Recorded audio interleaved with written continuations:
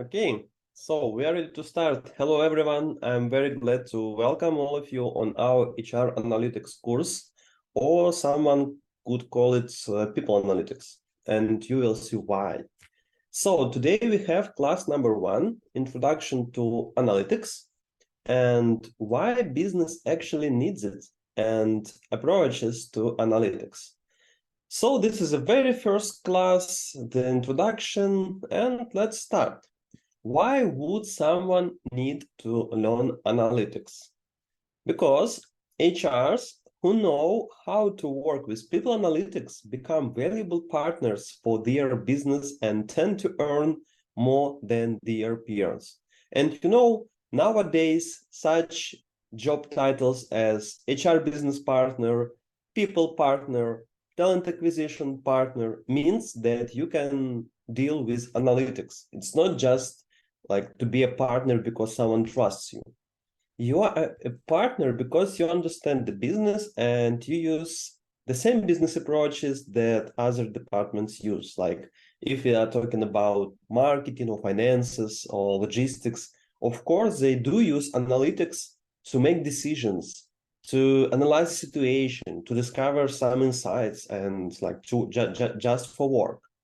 And that's why if HR, I mean, human resources, like anyone in human resources, like any job, starting from associate or recruiter or learning and management, learning and development specialist, they all need to know analytics. And you will see why, actually. This course has the website. So this is the address of the website. And let me introduce myself. My name is Mike Pritula, and I started my career with Alpha Bank, which is now Sense Bank. And I was a recruiter and trainer, but being a recruiter, I was asked to deal with people turnover. I was asked to introduce exit interview and make some calculations just to understand why actually people leave and what specifically bank could do with that. So my first people analytics or HR analytics journey started with actually turnover analytics. And my reports was so useful that the president of Alpha Bank asked me to come to his meeting and discuss with him what's going and how we can solve the problem. And for me, being like a junior person, junior HR, it was a big honor to talk to such a big guy in the company like the president of the bank.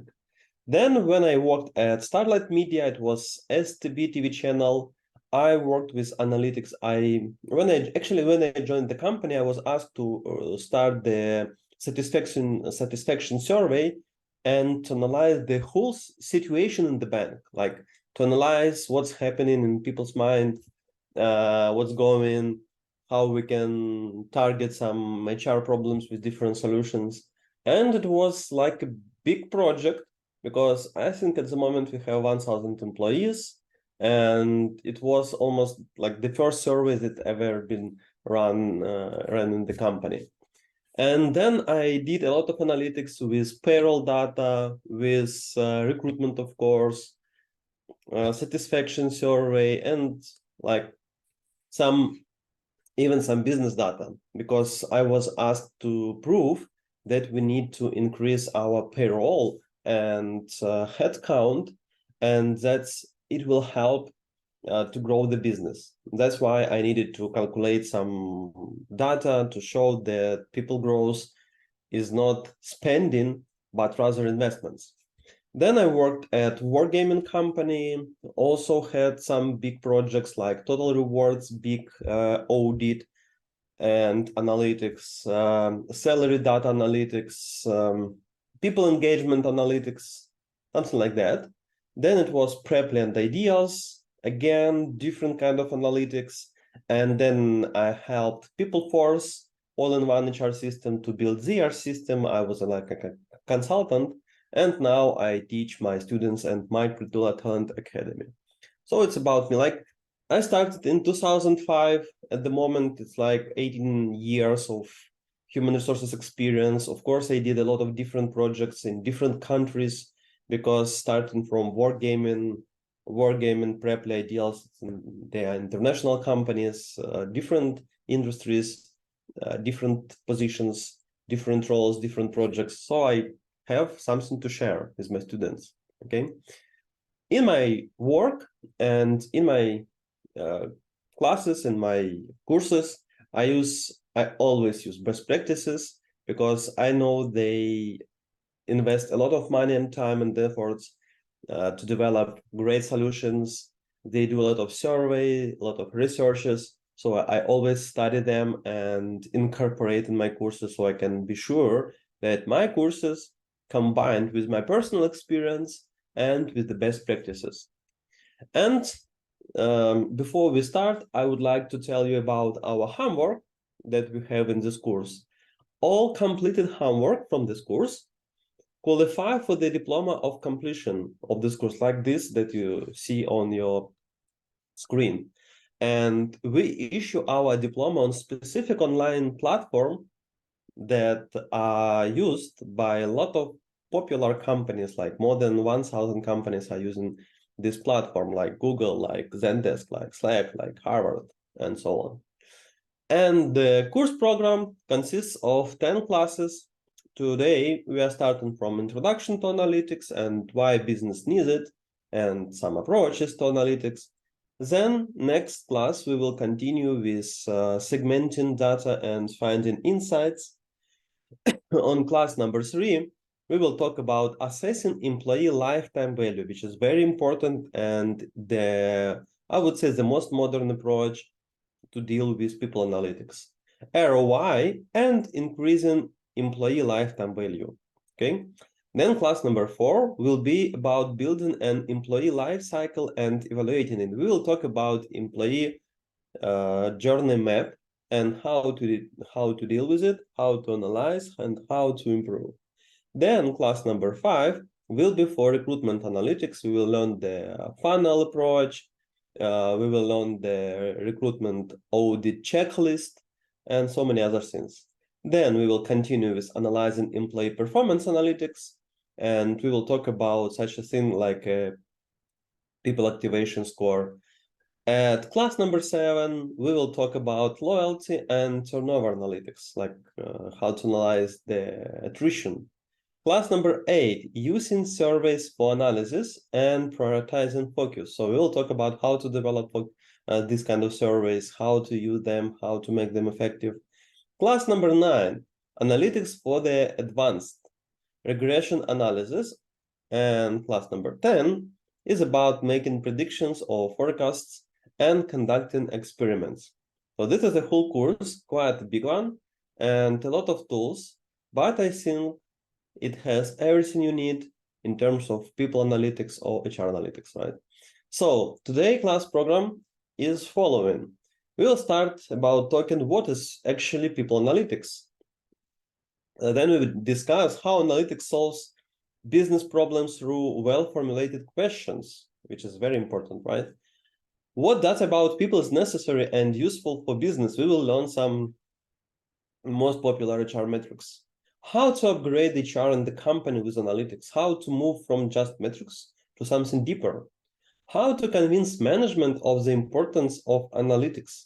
We will study ABC model, then how to improve decision-making in the company with help of analytics, and we will see old and new model of working with analytics. So let's start, and let's start talking about what is people analytics actually. Okay, in people analytics, we actually have two words, people and analytics. People is the biggest investment of any company. Like companies, they spend billions or even more dollars on people every month.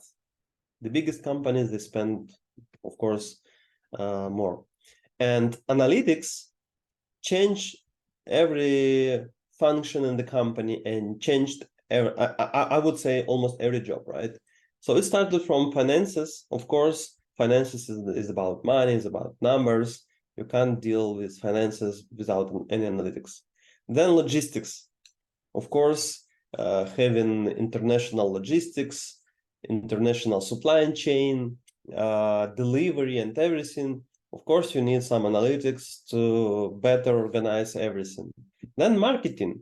When marketing went online from being offline, it became more and more data-driven. Because previously, of course, they relied on data and they did some data gathering, but without being online, it was, I would say it was less with analytics. It was more with people opinion, with creativity, and everything, like, you know, this film Mad Men, Madison Avenue, marketers. But now marketing is all about analytics. And of course, sales. Sales could be with basic analytics like sales figures, and now with this kind of tools like HubSpot, like Salesforce and others, they have much more data for analytics. And now it's time for staff analytics, because HR is not about psychology anymore. Like, I remember those days, 20 years ago, only psychologists were invited to be HR managers. But now, actually, I have my banking education. I have banking master diploma. I'm a banker, actually, by my education, and my first job was to be a banking manager. But now I work in HR. I consider myself as HR, right? So it's not about psychology. Of course, I know a lot about psychology. I like people behavior, like team dynamics and everything. But it's not about psychology anymore. It's also about numbers. It's also about analytics. So what's about? About making better decisions about people than based on mere instincts or intuition. About creating great business results, because we are all here to make better business results. Business about money, right? So we can do whatever we want, but if we don't add the value to the business, we are useless. About creating a great place for employees to work. Of course, it's also about people and about attracting, engaging, and retaining best talents in the company. And it's about linking people decisions to business strategy. So that's what about people analytics. And people analytics, that's why it's a broad field with a lot of things to learn, like human resources management, behavioral science, of course, technological systems, and statistics, for starters. Business are made up of people, and nowadays even more than before, because those companies like Facebook, Google, Amazon, and others, the main asset of those companies are people, not machinery, not soil, not not buildings, right? Not boards, just people. They work for the company, do things for other people like customers, and business decisions about people like who to hire, where to find them, how much to pay, what benefits to provide, who to promote, have a huge impact on the financial success of the company. And I think that this impact is one of the biggest one among all decisions. So it's very important, right? In most companies, people rely on intuition to make decisions about people, on what other companies are doing. At the same time, other business decisions are made based on data, such as which project to invest in, which is strange, right? And what is people analytics? It is the application of evidence to management decision making.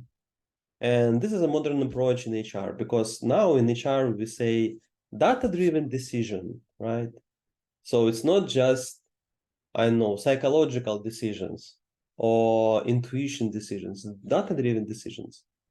How analytics solves business problems through properly framed questions. Actually, this kind of questions we will be talking about is very important, because what you formulate as a question leads you to what you receive as a result of analytics. Like all disciplines of business analysis, people analytics offer companies ways to answer questions like impart new knowledge, solve problems, evaluate the effectiveness of solutions, and improve them further.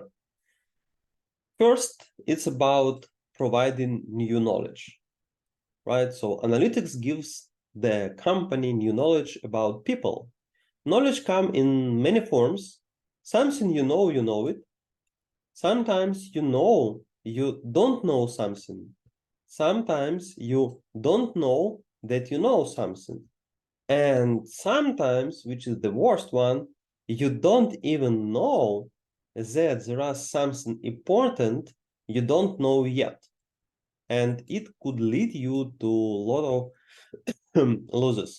of losses. Ignorance can cost you millions of dollars a year. My case study at one of the company I worked at, it was wargaming company. The cost of asking the question is $10 million annually. It was a time when something was happening in the company. People started to leave the company with no reason. Our recruitment efforts was decreasing for some reason. I don't know why. Company didn't know why, and company thought that we could solve all our problems with just another pay increase and huge bonuses. And company was going to spend a lot of money on bonuses and salary increase, just trying to solve the people attrition and people recruitment problem. But I propose to go another way. I propose to do EVP analysis and understand if the problem is really in payroll or somewhere in other systems. Okay, so I started this EVP survey and I asked our employees, by their opinion, in our company, this EVP components worse than in other IT companies, the same or maybe better than in other IT companies. And I realized that the main reason why people started disliking the company was about communication processes in the company. You see that 40% said that this communication process worse than other IT companies, and only 14% said that it's better, because maybe they came from even worse companies with even worse communication processes.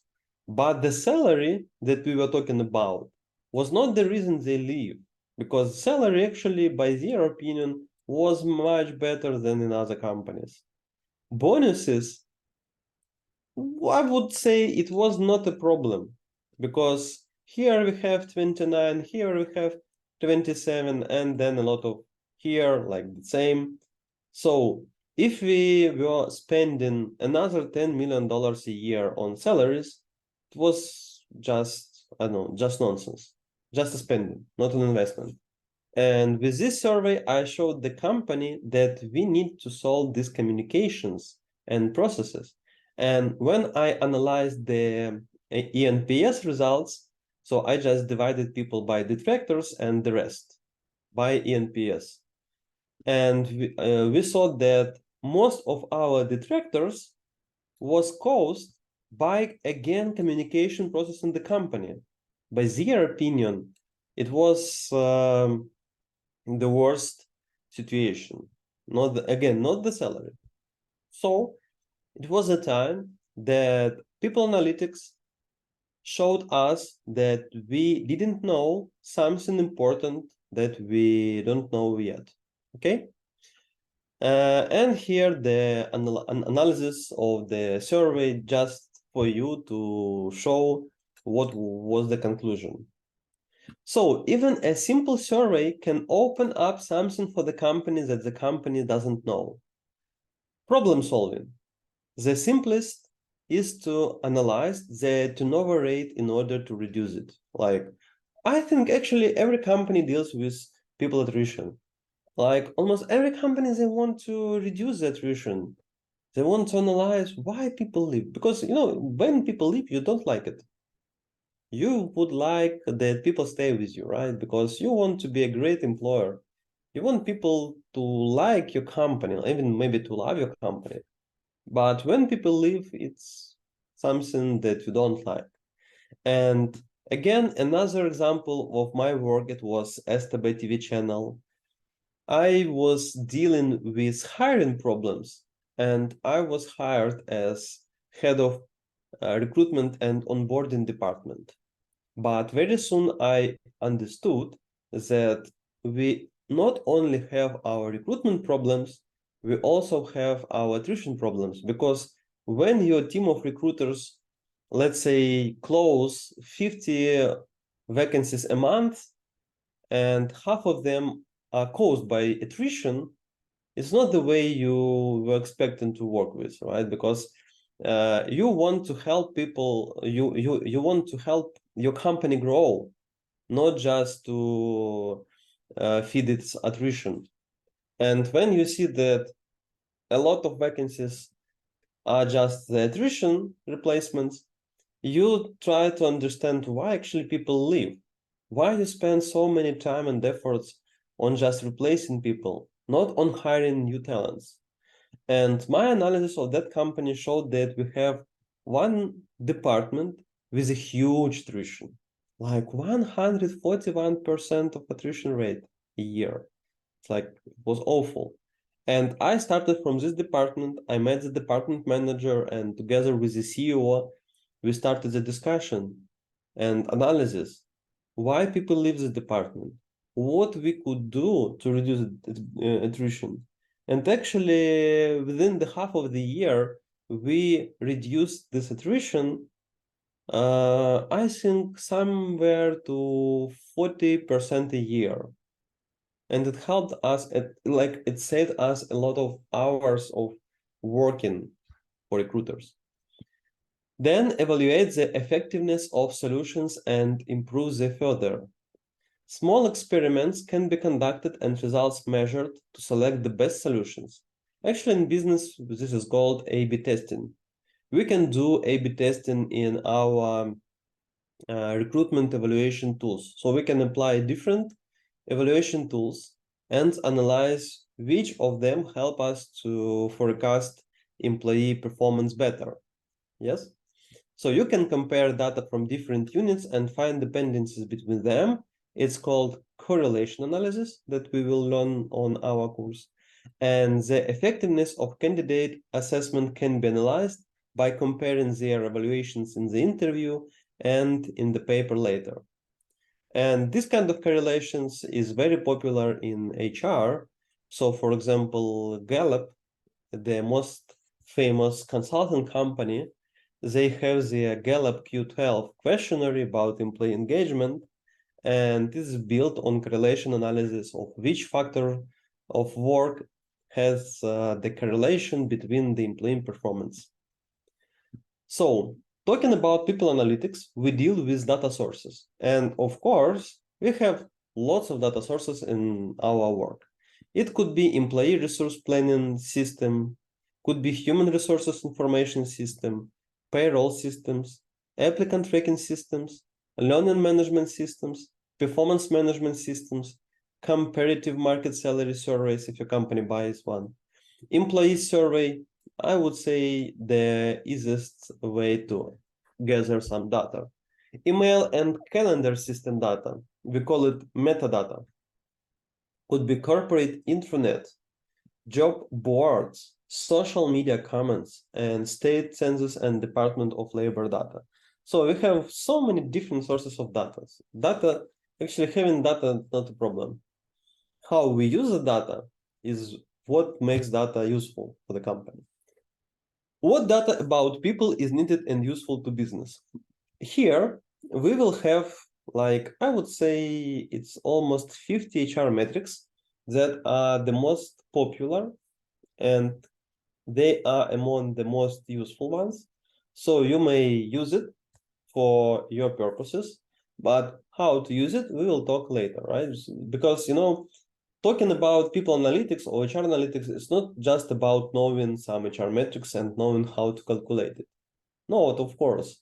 It's rather about how to choose proper metrics and to use them to make proper conclusions and some action plans. Okay. So here just a set of different HR metrics, and I added for what purpose, you may use this metric. So let's start from this like an example. Revenue per employee. All types of employees, not only full-time employee or full-time equivalent. So it's the result of dividing total revenue of the company by the total number of employees. For what purpose we use it? Evaluate overall employee performance to compare between businesses, years, industry, if you have your industry data, and so on. Also, some metrics are being calculated by FTE, full-time employee or full-time equivalent. If your company have a lot of different types of employees, and all of them are not full-time employees, then you may want to recalculate to FTE and then use FTE as the metric to calculate other metrics. Okay, so the description is here.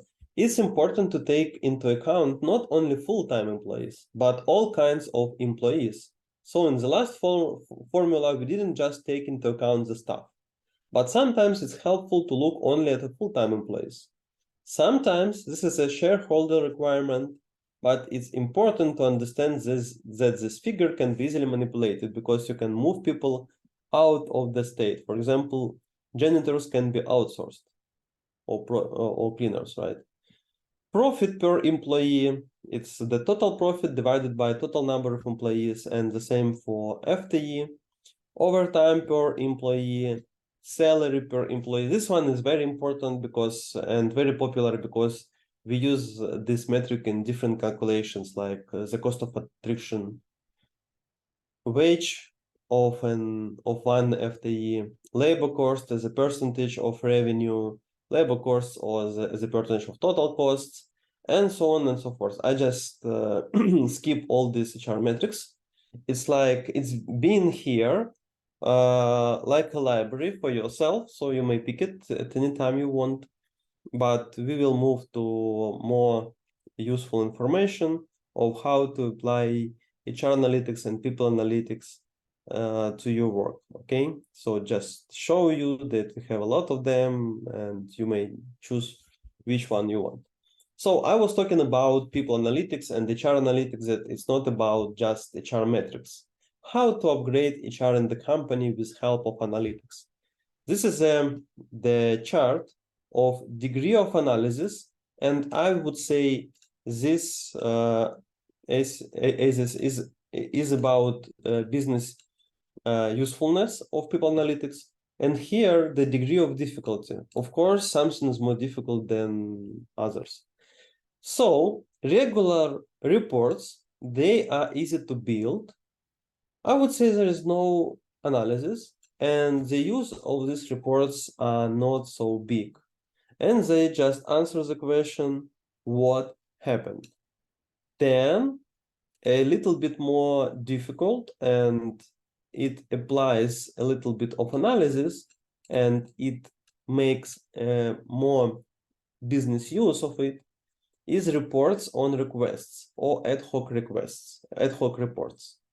The answer here, how much and how often. So it's not just the reporting of data, it's about explaining the data.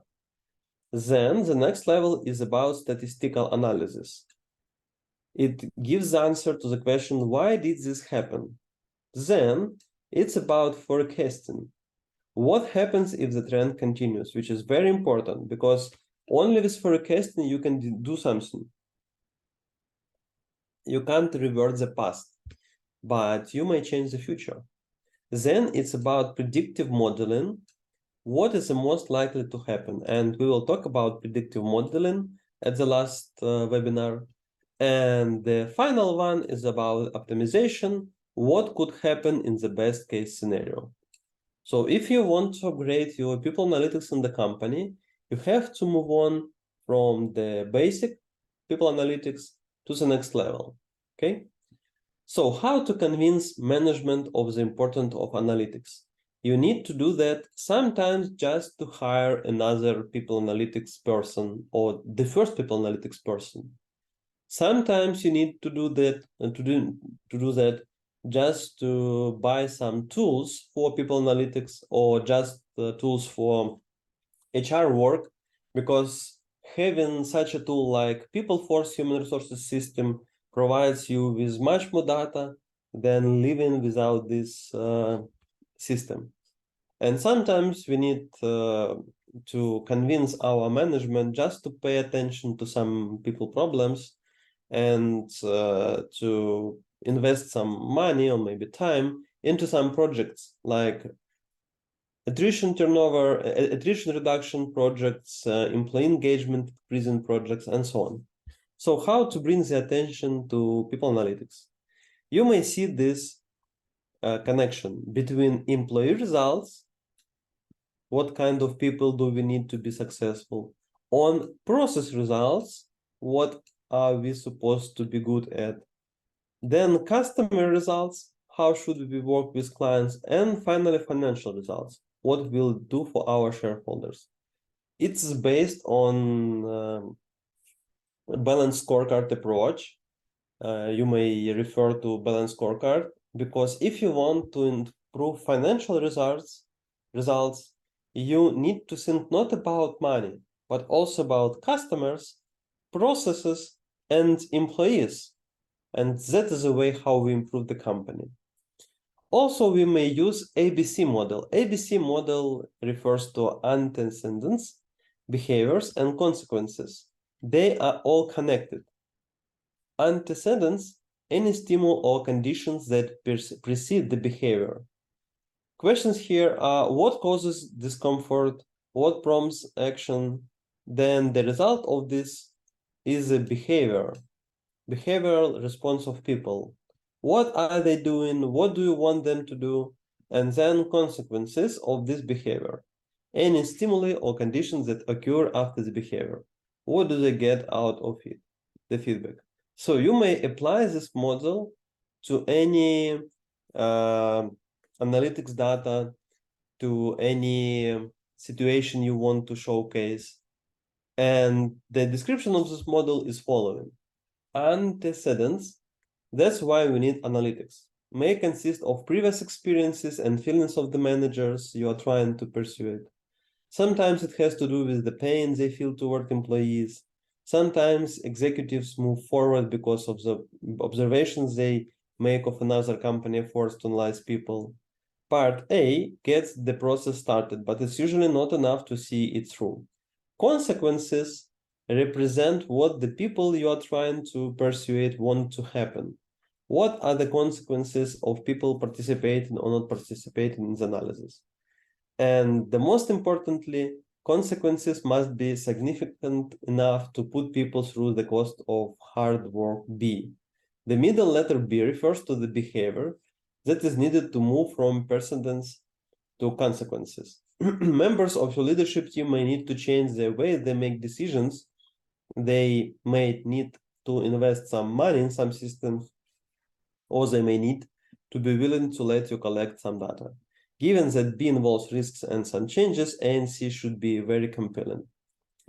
Options to think about. What problem can analytics solve for the person you want to engage when you are talking to some of managers, let's say?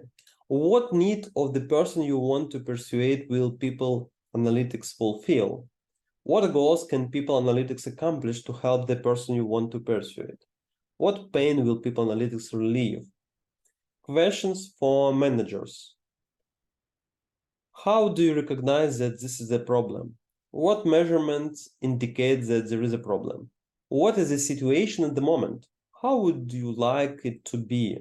What do you think is causing the problem? What causes do you think are most important? Where exactly does this problem manifest itself? Who is the most affected by this problem? Who's affected the least? When does this problem occur most often? It's just a universal set of questions that you may ask to managers, and actually having some problems in the company, some issues, is the best way to start your people analytics journey. So if you want to do some people analytics in the company, try not to start from just HR metrics. Try not to start just by picking top 10 useful HR metrics and then calculate them. It's hard to bring the attention to metrics, and you will be losing to go this way. If you want to bring the attention to people analytics, if you want to start using it for the company value increase, try to start from problems. It could be people problem, recruitment problem, attrition problem, engagement problem, loyalty problem, and something like that. People behavior problem. So find some problems in the company and then address them with people analytics, and not just calculate something but also involve people managers into this discovery. Start talking to managers, start asking questions, start showing them some data and discuss the data. So the idea here is not just to make a report and put on the table to these managers. No, it's more about discussion that leads to some changes, that leads to some actions to be taken. Okay.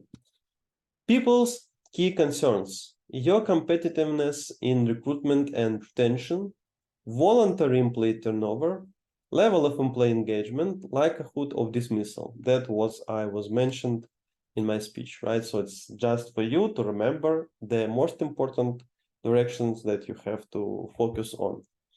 How to improve your company's decision-making with analytics.